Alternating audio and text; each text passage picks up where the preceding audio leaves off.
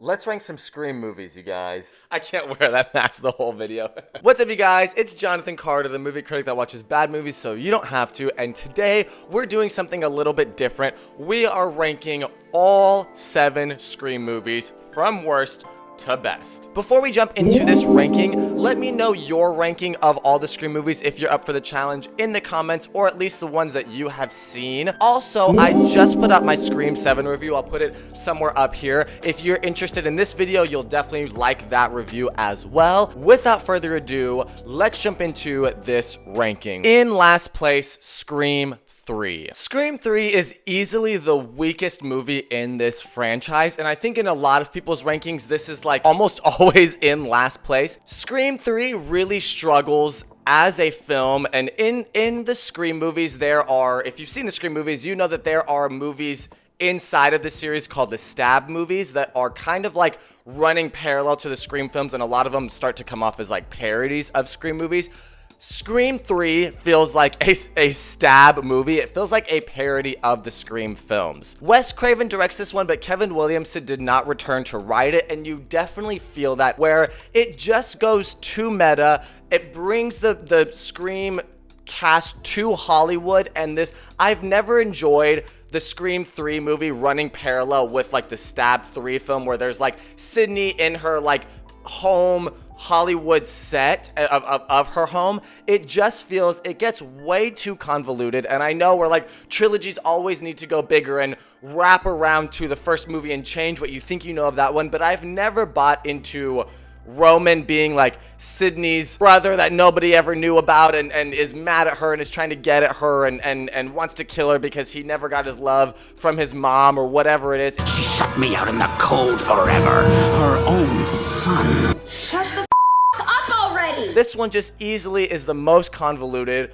most played out, too meta, but it does have one of the best scenes in the series of Randy explaining the rules of the trilogy. Karen Kolchak. Yes, Karen Kolchak. Creepy Karen? Shut up. She's a sweet person, okay?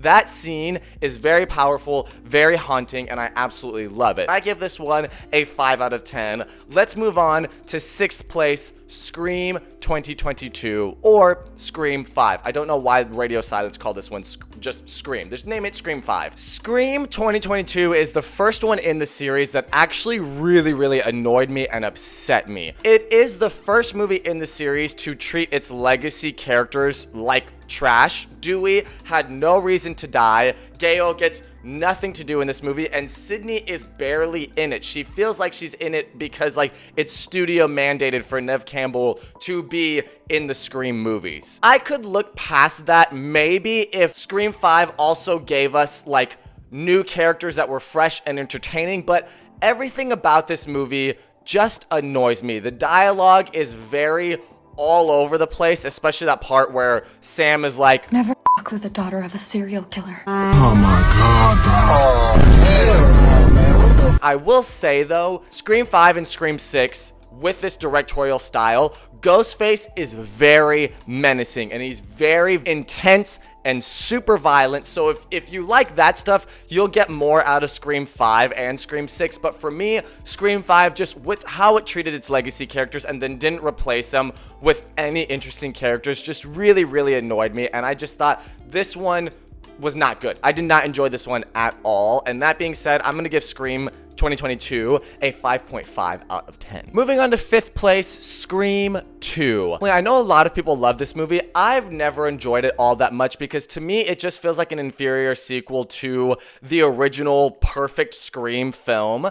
And the best vibe I can give it is just like Scream 3. This feels like a direct to streaming, or I guess in that era, DVD film. Like it just, the quality really drops down between Scream and Scream 2. And the biggest gripe I have with this movie is that it's just boring. We find Sidney Prescott in college, moving on from the events of the first Scream film. And while Sydney, Gale, and Dewey, especially Gale and Dewey, get a really nice like romance plot here in this movie. Oh.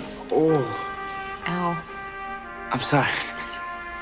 The biggest crime of Scream 2 is that it replaces its supporting cast with very, very weak characters that just get written off, have no lasting appeal, and that's what the first Scream did so well, and we'll talk about that later on in this list. But it just, everybody in Scream 2 besides the 3 leads here just feels so dull, and the character reveal at the end, I've never really bought into. It also feels weak like Scream 3. When that reveal happened, I was just like, I have no idea who this is. whatever, we can just write this movie off as just an inferior sequel to Scream. That being said, I give Scream 2 a 6 out of 10. Coming in 4th place, Scream 7, the newest entry in the series.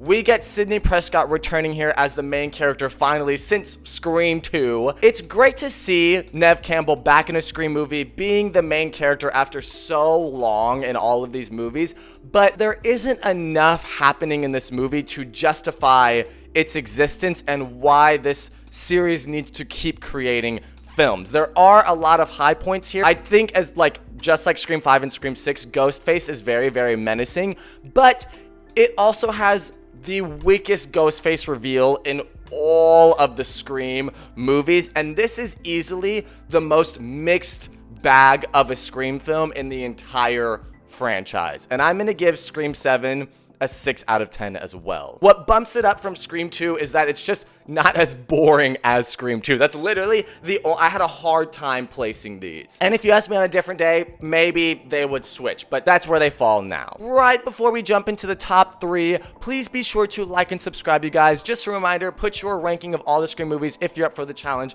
down below in the comments. That being said, cracking the top 3 and where these movies actually start to get entertaining and good, in my opinion, Scream 6. Now, I know this is the only one that doesn't have Neve Campbell, Sidney Prescott in it, but I think taking Ghostface and putting him in a new setting of Manhattan is really sick, and it does a lot of stylistic carrying for this franchise. It's the first and only movie to not really have the small town vibe. Yes, Scream 3 was set in Hollywood, but you didn't really get much of LA there. Scream 6, you actually get a lot of New York. You get a new setting for Ghostface, and like I said in Scream 5, he is mean and vicious in these movies, in 5 and 6. What I think works better in Scream 6 than Scream 5 is we get a lot more Jenna Ortega. She's a phenomenal actress. She didn't get much to do in 5, and Melissa Barrera can actually act in this movie, and her acting is kind of all over the place. In Scream 5, it's much better here. This one actually at least gives Gale something to do, and also the supporting cast, the new characters, are more interesting for the most part than they are in Scream 5. And so I think this one, the setting of New York, the lead characters just being better, definitely brings this one together better than Scream 5, and it actually makes it a more interesting watch. And that being said, I'm gonna give Scream 6 a 7 out of 10. Second place, Scream 4. This feels like the true perfect sequel to the original Scream film, which it's not.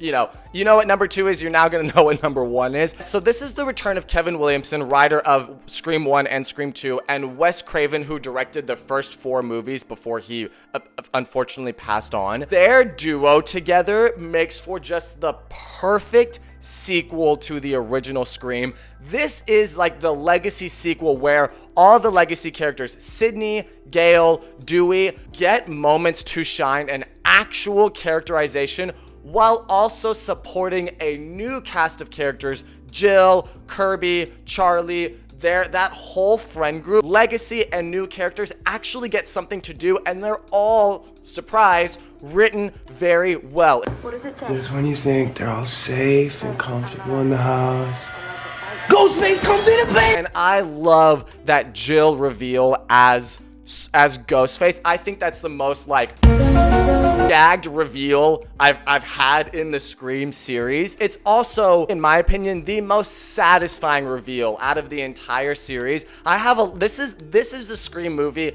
that I grew up watching, so maybe there's some nostalgia in here for me, but I've always thought that this was just a great sequel and the best one to the original Scream, and still 7 movies in, that still stands. You can watch Scream 4 and just have a great time with it. And I'm gonna give Scream 4 a 7.5 out of 10. But coming in first place, to the surprise of nobody, the original Scream.